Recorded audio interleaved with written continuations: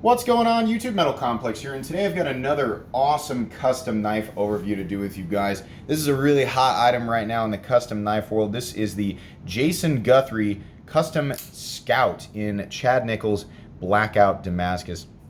This was sent to me by my good buddy Spirited Whiskey from Instagram. Really great guy. He also provided the Wingman MDDK as well as the Microtech LEDT and two custom Laconicos that we have not really taken a look at yet. All great knives, all really expensive knives, and definitely, which brings me to my next point. The reason that I'm able to bring you guys some of these amazing pieces is 100% entirely because of my Patreon supporters. That money pays for not only the shipping costs, but the incredible insurance costs associated with shipping these knives back so that they make it back to their original owners safely. So if you've been enjoying my content, you'd like to help support me, follow the link in the description of my Patreon. You can have a look around, and then if you'd like to join, it would be much appreciated. Anyways, let's go ahead and move on here. Lots of details. I actually had to, I did this review, this is my second time I'm doing it because I got some things wrong. And on a custom knife, I want to make sure that I get all the information correct. Absolutely. So let's go ahead and get an overall measurement here. This knife is one that will throw people off in terms of size. From tip to the back of the scale, you're looking at 7.5 inches overall. From tip to the front of the scale on blade length, you're looking at something like 3.35, 3.4 inches of blade. The actual cutting edge is right at 3 inches. Pretty good size. It feels like a full-size knife, but it also kind of feels like a super lightweight, medium-sized knife. And I'll get into that here in a sec. Let's do some size comparisons. Up against the Ontario Rat Model 1. Rat 1 is coming in at, shimmying the rat down there so I don't actually bump it. Rat 1's coming in at about 8.6 inches overall. So you can see that the Rat 1 is a longer knife, but in terms of height and kind of, dare I use the word girth? Oh, I hate that word. This way, I guess. Somewhat similar. How about up against the Spyderco PM2? PM2 coming in at about 8.3 inches overall, still a little bit shorter there than the PM2. How about up against the Benchmade Griptilian, or in this case the Ritter Hogue? Ritter Hogue is coming in at about 8 inches overall, so you can see they're still just a little bit shorter. How about one that's about the same size, the Benchmade Bugout? Benchmade Bugout coming in at exactly the same size, around 7.5 inches overall. The angle, the camera throwing it off there a bit at the end, but that's a really good size comparison. I think a lot of people, who own the Bugout can go, oh, okay, that's about the size that it is. What's that? The Bugout looks completely different. You haven't talked about it yet? Don't worry, that's tomorrow's video. How about up against the Spyderco Para 3. Para 3 coming in at 7.25 inches. The only knife that I've got for a size comparison that is a little bit shorter. How about the action on this guy? So this is a very, very lightweight, fairly slim profile custom knife. It does not have like a drop shot action, but it has a super hydraulic, incredibly smooth action, similar to the feeling that I get on like the Chris Reeve Umnumzan, the Nkosi, the Sebenza, except that it's a little bit less. I mean, that's not to say that Chris Reeve knives aren't smooth. There's just much less friction. So even though it's not dropping perfectly shut, it's obviously intentional because the thumb stud deployment on this thing is as close to perfect as I think I have ever experienced. And that was one of the things that I really wanted to emphasize after looking at the initial review of this. I was like, I did not talk about how much I loved the thumb stud deployment on this thing. So Spirited, he knows, but the thumb stud deployment on this guy is just phenomenal. The relationship between the positioning of the thumb stud and the pivot, the weight and mass of the blade, and the scallop here that allows for room for your finger. I mean, look how crispy this looks. Oh, you hear that noise? I mean, I hope I'm emphasizing this correctly in the video. Bam! It feels good. There's only one way to deploy it. The thumb stud's only on one side, but that's all you need. Wow, I love it. I love the clickiness too. I love that click. It's got its own unique sound. I really, really like that. I wanted to make sure and emphasize that correctly. Let's go ahead and weigh it because that's an amazing spec on this knife is the weight. What are we looking at here? We're looking at contoured carbon fiber and contoured titanium. One side is all carbon fiber, and then we're looking at a blade stock thickness. We should go ahead and do that just so you guys get an idea of the mass of the blade. get my nicer calipers out, make sure that they're zeroed out. I need to cut that tape off of there. It's kind of gross. 130 thousandths might be something like that. Let me go ahead and get that piece. Let's do it one more time here just to make sure. Oh, probably close them first before I zero it out, right? I'm sure you guys are like, oh my God, amateur. Let's try it real quick. I know we weren't 100% on there. Yeah, I was gonna say, I feel like it was more like 125 thousandths. Jeez Louise. The tape is on there to protect other people's blades from my caliper scratching them. There we go. 125 thousandths, I believe, is accurate. Sorry about me stumbling around that anyways. Let's go ahead and weigh it. 2.75 ounces. Let's weigh it one more time. Yeah, 2.75 ounces. Guys, considering your blade length is something like 3.3, 3.4, and your cutting edge is 3 inches, that's amazing. I am really happy with that. Now, I'm not somebody who feels like you absolutely have to subscribe to the whole, ounce and inch thing. If you're right on or under, it's great. I always say this: carry profile matters. You have a 7.5 inch overall blade that's ultra lightweight, very compact in terms of height and thickness, and in terms of carryability and weight, this is an exceptional EDC size. Very, very happy with it. Let's go ahead and talk about this very unique blade shape. This is sort of a harpoon Wharncliffe. Now, I'm told that there are some other blade shapes. I think there's a classic drop point. There's a different type of harpoon. There's some other things. I'll make sure and try and leave a link where you guys can at least go and look at these. Now, the books are closed currently, but I'm told they do open up every now and then through Mr. Guthrie.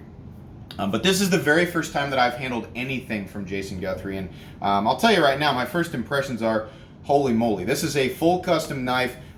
He's a South African maker. There's obviously a lot of handwork and attention to detail, and the reason that I don't do really reviews on custom knives is because we're leaving the realm of the idea surrounding all utility. I'll use my Ritter Hogue as an example here. This is the knife that I say is the point of diminishing returns in American production knives, where anything beyond about the $155 mark, you're paying more for, some extra details and some frill, and less for utility. Does that mean anything beyond $150 is not worth it? No, it means it changes the type of people who are interested in purchasing the knives, in my opinion. So what you're getting with a knife like this is blood, sweat, and tears that go into not only the design, but the end result in terms of function and beauty. And there's, all the handwork, all the processes that are involved. You also get exclusivity and pride of ownership, knowing that the thing that you have purchased is not stamped and pressed. It is not created in mass quantity. Only a select few people are actually able to get their hands on these things. So whether or not, there's always some people like, I'd never pay that. Yeah, I know. That's dawn of time argument. There are enough people out there who are very interested in items like this to support this part of the market, and I can say that if I did have the amount of money it would take to collect these types of knives, I would definitely be a collector. Absolutely, right? So anyways, what we have here is this almost completely flat ground blade, this blackout Damascus blade. By the way, Spirited does actually carry this knife, and I don't blame him. This is an excellent EDC knife. You can see there's just the slightest little bit of swedge up top, but look how he's done this, right? We've got this line here that keeping the blade, the main part of the cutting path, away from the thumb stud, which is awesome. What you have down here at the edge is a freaking laser beam. Absolutely, it is super thin behind the edge there. Awesome. I love that. I love how this blade looks from the nose down. I love the extra work he's done to kind of knock down these corners and things. So this is blackout Damascus. I'm told that there are other options for steel, like the Nichols stainless Damascus. There's Damacor. There's Damasteel, which someday I'll get into the differences on, but I don't know enough about all that stuff to be able to tell you. All very exotic stuff. I'm told he also does offer M390. Many of these types of Damascus and Damas steel are user forms, so it's, you know, this isn't the same type of Damascus that you can get on eBay and buy on a knife for about $25. No, this is very, very high-end stuff. You know, rest assured with these types of steels, if you do decide to use it, they're going to perform appropriately. Moving down here to the scales, we have some excellently chamfered carbon fiber, beautiful carbon fiber scales that have been slightly contoured. This creates an ergonomic experience that's very, very nice, considering we don't have, it's not a huge knife, but it's not a little knife either. But I love knives of this size that I can get my entire hand around. Look at that. This is why I say it throws me off, because the weight and balance of this thing, it's like featherweight light, you know, versus how it looks and how it deploys. It kicks hard, it clicks hard like a bigger, more robust knife, but it has this light. It's kind of gives me a Muhammad Ali vibe, you know. That's kind of what I'm feeling here. Beautiful pivot there, just kind of a simple domed off pivot. You can see there the stop pin poking out there a little bit. We've got 3 holes here milled completely through, and they actually match the holes on the titanium side. There's 3 additional holes here that are not matched on this side. That's interesting. It adds for a little bit of lightening up there. We do have some T6 body screws back here connecting into standoffs. I always, you know, when I'm doing an actual review, I'm always like, I don't like T6, but, you know, this is a custom knife, and I don't, it feels weird to complain about stuff like that. I will always prefer a T8 body screw over a T6, but I'm not going to get hung up on that. Moving over to the other side, we have a very interesting sort of Y-shaped pocket clip here. This is going to carry the knife really deep. It carries about right here, and it is super easy to get in and out of the pocket. Now that's partially due to this, you know, low-rise bill here, which I always appreciate, because a high-rise bill is going to get caught on something, and this isn't. But that and the smoothness and the contouring of the titanium make this thing super easy to get in and out of the pocket. You can see there little marks here that proof that Spirited has been carrying this. It's kind of an oddball looking pocket clip, but it absolutely goes with the design of the knife. So when a maker can achieve, you know, regardless of how it looks to the individual, a pocket clip that looks like it goes with the knife and at the same time functions well and doesn't create a hot spot, that's a win in my book. And I can tell you right now, there's no hot spots. There's functional jimping up here, whether you want to rest your finger back here, you want to put it up here behind this notch. It just feels comfortable. I don't feel, you know, like I have to be in any one position. I feel kind of free despite there being limited room on the handle. So that's nice. I like that. A lot of you might be wondering, hey, there's no steel lock bar insert. What's the deal there? You know, this is 2019. Well, let me say first off, I don't think every single knife has to have a steel lock bar insert. There's a lot of argument that could be made for a plain titanium lock face that's been carbonized. However, this actually does have an insert of sorts. They call it the GTI, and that stands for Guthrie tungsten insert. So we can see here there's actually a little peg. You see that peg? So I'm not sure exactly how they insert that in there. It's, I mean, separate from the detent ball. Sorry, this light's not. But that's made of hardened tungsten carbide. So tungsten carbide, or that insert, supposedly is hardened to 90 Rockwell. Super hard. That's going to drastically decrease wear. It'll even have less wear over time than a standard hardened steel lock bar insert, which most of us know takes a long time to wear out. But it's also the geometry of the tang there that's going to help out with, you know, once this thing settles in, it's pretty much just going to stay right there. In fact, I believe, and you guys can correct me if I'm wrong, or if Mr. Guthrie himself actually watches this review, he can correct me. I believe that it's in the warranty. It's just, you know, they guarantee it against, you know, absolute wear over to the other side and lock rock occurring.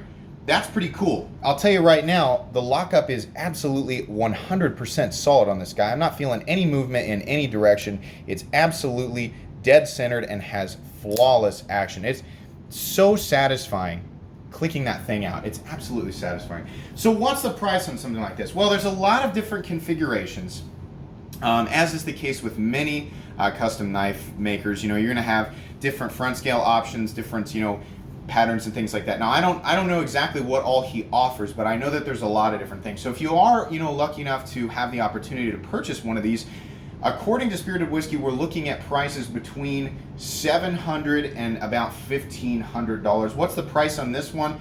He said it was about $1,150. Yeah, you know, that's right there on par with what I expect, you know, in terms of the fit and finish on a really high-end custom piece. And this has got a lot of extra details. I love that GTI, that insert that he's got. That's kind of interesting. That's different. The contouring, the really, really cool, unique blade shape. You know, the little details here that have gone into this knife, making it look almost machine-made. I mean, that's how good, like, and I don't mean that as an insult. You know, I'm always reminded of that Parks and Recreation episode where Ron Swanson's making those chairs and he destroys one and they're like, what's the deal? And he was like, it's too perfect. It looks machine made. That's kind of the feeling that I get with this. It's so good, it almost looks like a machine made it. But there are definitely some elements here that that are indicative of a handmade knife, and it's a thing to behold, you know. This is a truly beautiful piece. I'm not sure if I'm leaving anything out here, but this is just one that I was really happy to get a hold of because, you know, there are so many knife makers out there, so many custom knife makers, and even ones like Jason Guthrie, who have a model here that's super popular. Sometimes I miss stuff like this, or I'm not aware of it. I mean, as I would love to say that I know everything and I'm the ultimate source of knowledge on knives, but I'm not. And I almost kind of felt there was almost a certain level of shame involved not being aware of this model from Jason Guthrie.